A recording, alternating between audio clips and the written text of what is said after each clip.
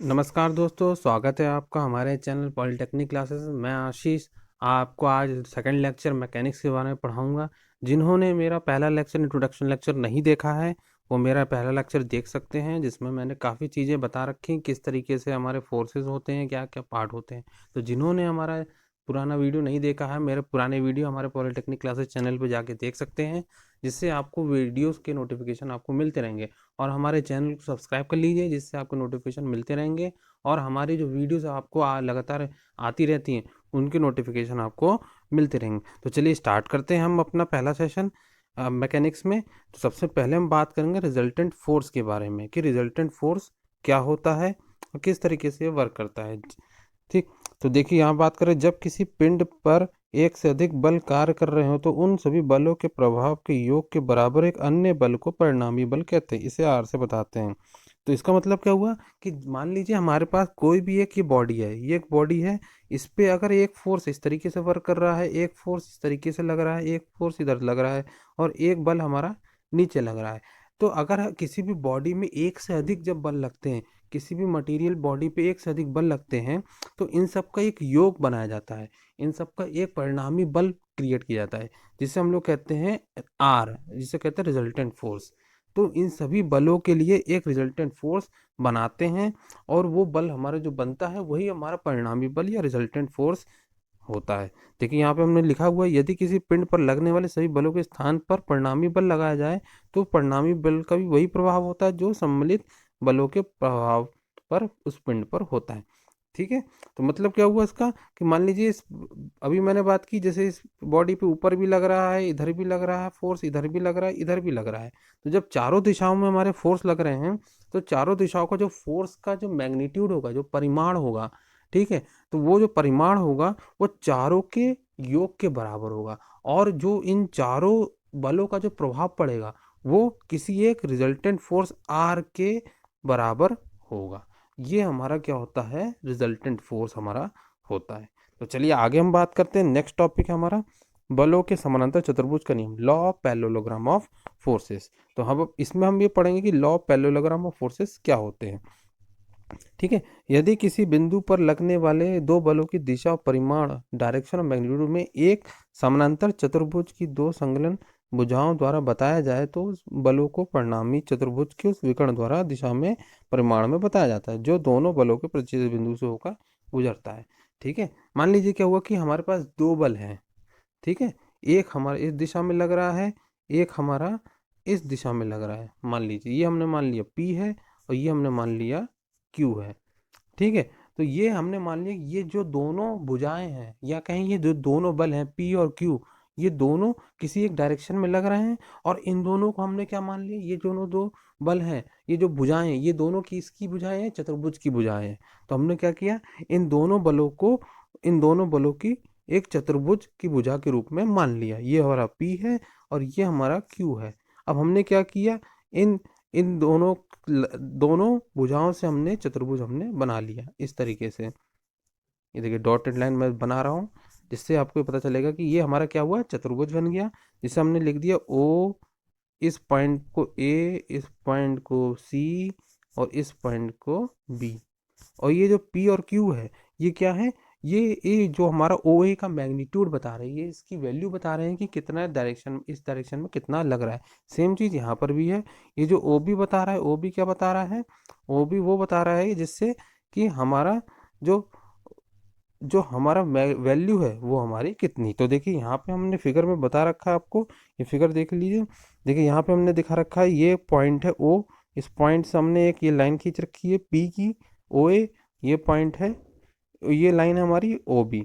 तो ये दोनों क्या है, हमारी किसी भी चतुर्भुज की पैरेललोग्राम की क्या है हमारी, ये दोनों साइड्स है।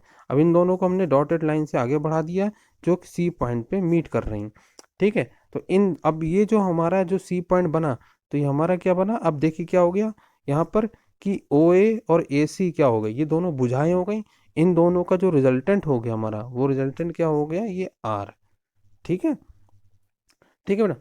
तो ये जो आर बनेगा, आर जो बनेगा ये किसी भी पैरेललोग्राम का डायगोनल होगा जिसे कहेंगे विकर्ण। ठीक है, और ये जो जो हमारा ये जो बनेगा रिजल्टेंट, जो विकर्ण बनेगा हमारा, ठीक है, ये किसी दोनों जो हमने पहले बात करी थी बल की, उन दोनों बलों के इंटरसेक्शन पॉइंट से होकर जाएगा। तो यही हमारा कहता है law of parallelogram of forces. मतलब क्या हुआ कि जब भी हम किसी भी बिंदु पर दो बल की दिशा परिमाण में एक समांतर चतुर्भुज की दो भुजाओं को बताते हैं, तो उनके द्वारा, उन दोनों बलों के द्वारा जो एक विकर्ण बनता है, ठीक है ना, वो समांतर भुज के दिशा परिणाम में हमें बताते हैं। और वो दोनों क्या होते हैं, प्रतिच्छेदन बिंदु से होकर जाते हैं। इसको और डिटेल में समझने के लिए चलिए हम आगे चलते हैं। इसको आगे हम बताते हैं किस तरीके से हम लोग इसका मैग्नीट्यूड या इसका रिजल्टेंट के बारे में हम लोग बात करेंगे। तो देखिए यहाँ पे हमने बात कर रहे हैं, यहाँ पे हमने लिखा है, माना कि किसी बिंदु O पर दो बल P और Q का परिमाण और दिशा का समांतर चतुर्भुज OAP CB की दो संलग्न भुजाओं AB OA और OB द्वारा बताया जाता है। देखिए यहाँ पे हम दिखा रहे हैं, यहाँ पे देखिए OA, ये पॉइंट है हमारा, क्या है, OA ये, और ये है हमारा OB। ये दोनों जो भुजाएं हैं ये किसी समांतर जो चतुर्भुज है हमारा, जो हमारा पैरेललोग्राम है उसकी दो भुजाओं को हम लोग ने बताया है। चलिए आगे देखिए, जबकि बलों को P और Q के बीच का जो कोण है वो अल्फा है। यहाँ P और Q का जो परिणामी R है समांतर चतुर्भुज की विकर्ण OC द्वारा मानव दिशा में प्रदर्शित होगा। तो यहाँ पर देखिए, यहाँ पर हम दिखा रखे हैं कि यहाँ पर जो ये हमारा O है और OB है, इन दोनों को जब हमने समांतर चतुर्भुज की डॉटेड लाइन से खींच के बना रखा है, ठीक है, तो ये यहाँ पर क्या होगा, जो OC होगा ये क्या होगा, विकर्ण होगा, और इसको हम लोग डायगोनल बताएंगे, और यही हमारा क्या होगा, रिजल्टेंट होगा। ठीक है, अब देखिए हम लोग इसके बारे में बात करते हैं। ये हमने क्या किया है, OA बना रखा है और OB बना रखा है। तो अब ये जब चतुर्भुज होगा तो जो OB होगा वही हमारा क्या होगा, AC होगा, और जो OA होगा वही हमारा क्या होगा, BC होगा। ठीक है, तो ये हमारा क्या हो गया, एक पूरा चतुर्भुज बन गया है, जिसमें ये P है तो ये भी P है, ये Q है और तो ये भी हमारा Q है। तो ये क्लियर हो गया चतुर्भुज। अब देखिए क्या किया हमने, इस लाइन को आगे थोड़ा बढ़ा दिया चतुर्भुज की, ऊपर से ये ड्रॉ कर दी सीधी सीधी लाइन, AD हो गया और CD हो गया, ये AC हो गया। ठीक है, AC क्या हो गया, OB के बराबर हो गया, Q हो गया, और यहाँ पर एंगल क्या है हमारा, अल्फा है। ठीक है, यहाँ पर क्या है, दो बल है, जो दो बल है OA और OB, इनके बीच का एंगल कितना है, अल्फा है। ध्यान रखिएगा, दोनों के बीच का एंगल, जो दोनों फोर्सेस हैं या जो दोनों साइड्स हैं, उन दोनों के बीच का एंगल कितना है, अल्फा है। और जो मान लीजिए ये जो हमारा रिजल्टेंट है, जो रिजल्टेंट बन रहा है, और ये जो हमारा फोर्स है, इन दोनों के बीच का जो एंगल है वो कितना है, थीटा है। ठीक है, तो यही चीज़ यहाँ पे ध्यान रखिएगा, ये एंगल हमारा क्या है, थीटा है। ठीक, तो अगर हम बात करें, ये हमारा क्या है, ये एंगल अल्फा है, ये AC है, तो ये कितना हो जाएगा, AC कॉस अल्फा, और ये साइड हो जाएगी AC साइन अल्फा, जो कि मैंने आपको दिखा रखा है। देखिए AC कॉस अल्फा AD हो जाएगा, और CD क्या हो जाएगा, AC साइन अल्फा। ठीक है, अब हम बात करते हैं चतुर्भुज के नियम से। जो हमारा, मान लीजिए ये हमारा ट्रायंगल है, ट्रायंगल देख रहे हैं आप, OCD, ये जो ट्रायंगल है, इस ट्रायंगल में हम बात करते हैं चतुर्भुज के, जो हमारा जो नियम होता है पाइथागोरस वाला, वो क्या बताता है, वो बताता है OC स्क्वायर बराबर OD square plus CD square. ये जो OC स्क्वायर है ये किसके बराबर होगा, OD square plus CD square के बराबर। ठीक है, अब हमने क्या किया, यहाँ पे OD को लिख दिया OA प्लस AD, यहाँ पे देखिए लिख दिया हमने OA प्लस AD का स्क्वायर, उसके बाद CD स्क्वायर। ठीक है, तो अब हम लोग इसको खोल देंगे स्क्वायर से, OA square plus OD square plus 2 OA OD, ठीक है, प्लस CD। अब सबकी वैल्यूज को हम पुट कर देंगे। OA हमें नहीं पता OA कितना है, लेकिन हमें OD पता है, OD पता है हमें, OD भी नहीं पता है हमें। ठीक है, तो हम लोग क्या करेंगे अब हम लोग रखेंगे, यहाँ पर देख सकते AD की वैल्यू पता है हमें, और AC की वैल्यू पता है, सॉरी CD की वैल्यू पता है। ठीक है, तो AD पे हम लोग रख देंगे, AD कितना है, AC कॉस अल्फा। तो यहाँ पर देखिए हम लोगों ने AD रख दिया AC कॉस अल्फा। ठीक है, और यहाँ पर CD कितना है हमारा, AC साइन अल्फा। तो हमने यहाँ रख दिया AC साइन अल्फा। ठीक है, ठीक है बेटा। अब यहाँ पर देखिए, अब इसको खोल देंगे हम लोग, OA स्क्वायर प्लस AC, इसको खोलेंगे AC square cos square alpha plus 2 OA OD plus AC sine alpha. ठीक, अब यहाँ से इसको खोल देंगे, ओ A square plus A C square, यहाँ से कॉस स्क्वायर अल्फा, यहाँ से साइन स्क्वायर अल्फा और यहाँ से कॉस स्क्वायर अल्फा, इन दोनों को मिला देंगे तो cos square alpha plus sine square alpha plus 2 OA, और ओडी कितना हो जाएगा हमारा, ए सी कॉस अल्फा। ठीक है, अब यहाँ पे हम आगे बात कर रहे हैं, O C square is equal to O A square plus A C square बचेगा, cos square plus sine square alpha 1। ठीक है, इसके बाद 2 OA A C sine alpha, तो 2 OA हो जाएगा और ए सी कॉस अल्फा। ठीक है, तो यहाँ से क्या होगा, कॉस, तो यहाँ से ओ सी को लिखेंगे, ओ सी क्या है हमारा, आर है, ओ ए कितना है हमारा, पी है, और ए सी कितना है हमारा, क्यू है। ठीक है, तो यहाँ पर लिख देंगे ओ सी की जगह आर स्क्वायर, ओ ए की जगह पी स्क्वायर, ए सी की जगह क्यू स्क्वायर, और 2 PQ कॉस अल्फा। ठीक है, तो चलिए आगे बात करते हैं हम लोग। इसके बाद ये जो हमारा परिणामी बल आएगा वो कितना हो जाएगा, आर बराबर under root P square plus Q square plus 2PQ cos theta. तो ये क्या होता है, ये क्या होता है, एक रिजल्टेंट फोर्स होता है जो परिणामी बल हम बात करते हैं किसी भी पैरेललोग्राम फोर्सेस में एक्ट करता है। तो ये क्या हो गया, ये मैग्नीट्यूड हो गया, ध्यान रखिएगा, ये क्या हो गया हमारा, मैग्नीट्यूड हो गया रिजल्टेंट का। ठीक है, ये मैग्नीट्यूड हो गया हमारा। आगे हम बात कर रहे हैं परिणामी बल की दिशा के बारे में। तो इसकी डायरेक्शन क्या होगी, इसकी किस डायरेक्शन में ये हमारा रिजल्टेंट एक्ट करेगा, इसके बारे में भी हम लोग बात करते हैं। तो ट्रायंगल ओसीडी से देख लीजिए, ओसीडी जो ट्रायंगल है हमारा, इस ट्रायंगल में जो टेन थीटा होगा, टेन थीटा कितना होगा, C D by O D, C D by O D होगा। ठीक है, C D by O D होगा, तो ओ डी को हम लोग लिख सकते हैं ओ ए प्लस ए डी। ठीक है, ओ ए प्लस ए डी लिख सकते हैं। तो यहाँ पर आ जाएगा ओ ए डी कितना है हमारा, ए सी कॉस अल्फा, तो हमने लिख दिया ओ ए plus A C cos alpha. ठीक है, अब ए सी कितना था हमारा, ए सी जो है हमारा वो कितना है, क्यू है, तो हमने ए सी की जगह क्या लिख दिया, क्यू। ओ ए पी है हमारा, ओ ए पी है, और ए सी कितना है फिर क्यू है, तो P plus Q cos alpha. ठीक है, यहाँ से हमारा आ जाएगा टेन थीटा बराबर Q sine alpha upon P plus Q cos alpha.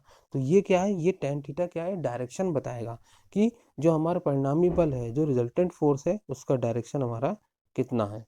ठीक है, तो ये हमारा मैग्नीट्यूड हो गया परिणामी बल का। तो जब भी कभी कोई क्वेश्चन आए, ठीक है, या पूछ ले कि भाई कि परिणामी बल किसी भी चतुर्भुज नियम में क्या होता है, तो ये चीज को पूरा ड्राइव करना पड़ेगा, इसके बारे में पूरा बताना पड़ेगा। इसके आगे हम बात कर रहे हैं, ये हमारा क्या है, डायरेक्शन है, ये मैग्नीट्यूड हो गया, ये हमारा डायरेक्शन हो गया किसी भी चतुर्भुज पे जब दो बल हमारे लगते हैं और उसको हम लोग चतुर्भुज की फॉर्म में बनाते हैं।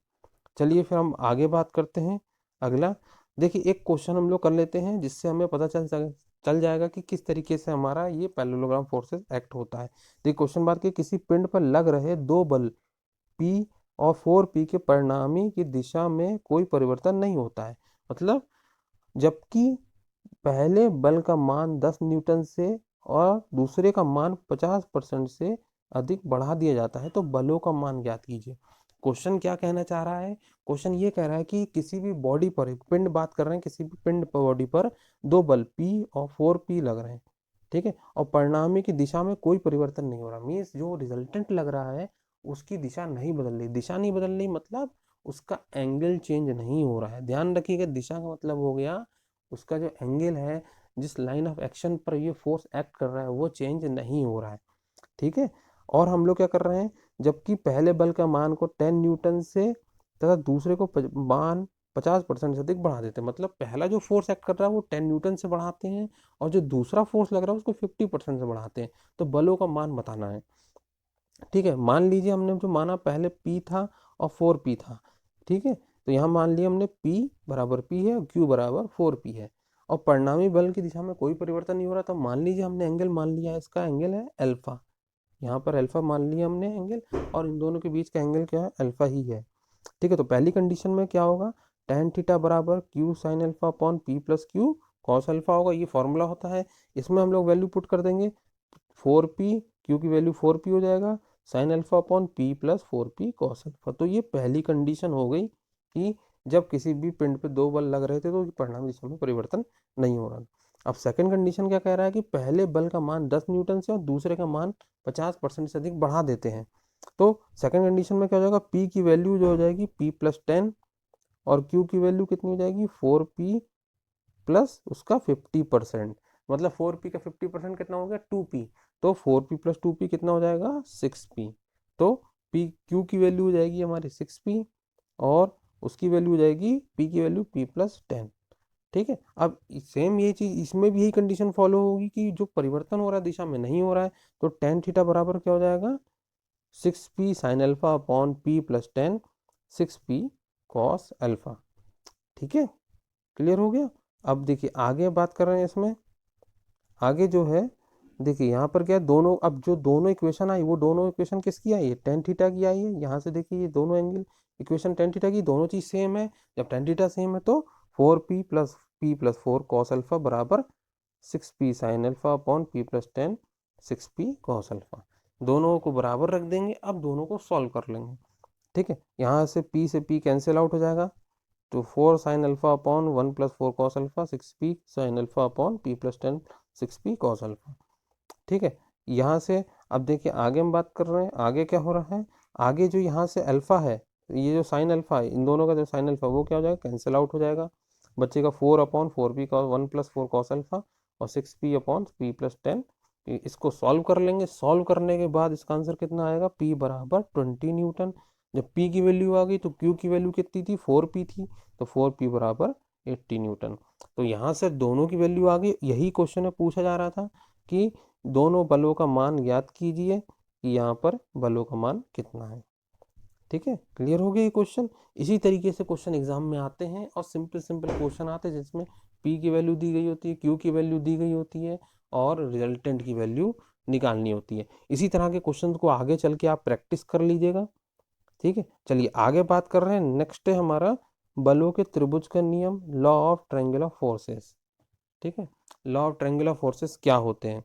ठीक है, किसी पिंड पर लगने वाले किसी बिंदु पर होने वाले तीनों बलों का परिमाण और दिशा में एक यदि एक त्रिभुज की क्रम से ली गई तीनों भुजाओं द्वारा निरूपित किया जाए तो तीनों बल साम्यावस्था में होंगे। तो इसका क्या मतलब है, देखिए यहाँ पे हम बात कर रहे हैं, जैसे ये हमारे पास ये हमने तीन फोर्स दिखा रखे हैं। जैसे देखिए मान लीजिए यहाँ पे तीन फोर्स है हमने, ठीक है, ये तीन बल हमने दिखा रखे हैं और तीनों बलों को हमने एक तरीके से दिखा रखा है। P इस डायरेक्शन में लग रहा है, Q इस डायरेक्शन में लग रहा है और R जो है वो नीचे लग रहा है हमारा। ठीक है, ये R हमारा क्या है, ये देखिए नीचे लग रहा है हमारा R।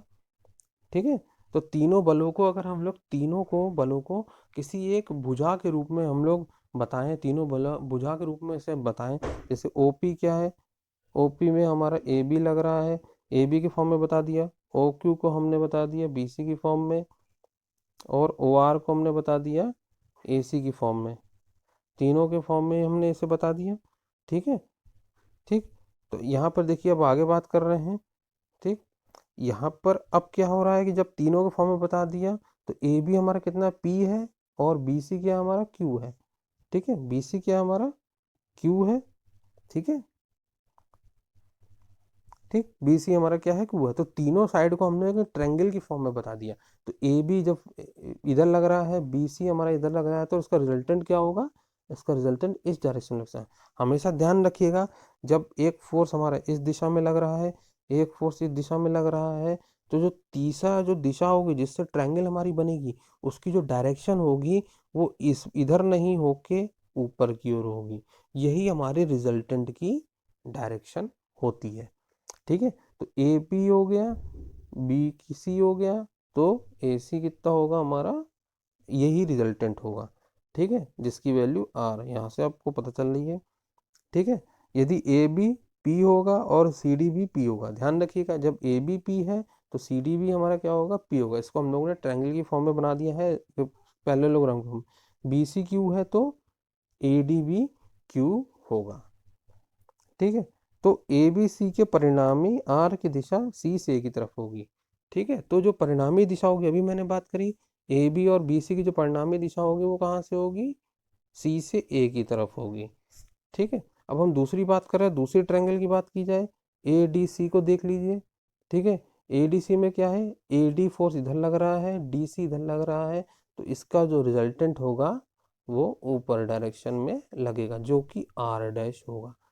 ठीक है, इस डायरेक्शन से क्या होगा आर है। ठीक है, इस डायरेक्शन से क्या है, आ रहा है। ठीक है, ये दोनों की क्या है, डायरेक्शन सेम है। ठीक है, इस डायरेक्शन से आर डैश लग रहा है, इस डायरेक्शन से आर लग रहा है, दोनों डायरेक्शन से आर लग रहा है, जिसके कारण क्या है, जिसके कारण क्या हो रहा है, जिसके कारण जो एडीसी से जो परिणामी दिशा एक दूसरे को क्या कर रहे हैं, कैंसिल आउट कर रहे हैं, क्योंकि दोनों की जो लाइन ऑफ एक्शन क्या है वो सेम है। इस दिशा, इससे क्या समझ में आता है, इससे ये समझ में आता है कि जो तीनों जो फोर्सेस लग रहे हैं, ठीक है, वो जो तीनों फोर का जो रिजल्टेंट है, एक बार ऊपर से इधर की ओर लग रहा है, एक बार इधर से इधर की ओर लग रहा है। ठीक है, मतलब आर बराबर क्या हो रहा है, आर डैश हमारा बन रहा है। इसका मतलब क्या है, दोनों फोर्सेस एक दूसरे को काट दे रहे हैं, लाइन ऑफ एक्शन एक दूसरे को काट दे रहे हैं, दोनों का रिजल्टेंट सेम हो जा रहा है, और डायरेक्शन क्या हो रही है, एक दूसरे को रिवर्स हो जा रही है। इसका मतलब क्या हो गया, जो तीनों फोर्सेस जो एक्ट हो रहे थे, वो तीनों फोर्सेस एक्ट हो रहे थे तो कहाँ पर हो रहे थे, एक ही डायरेक्शन में एक्ट हो रहे थे।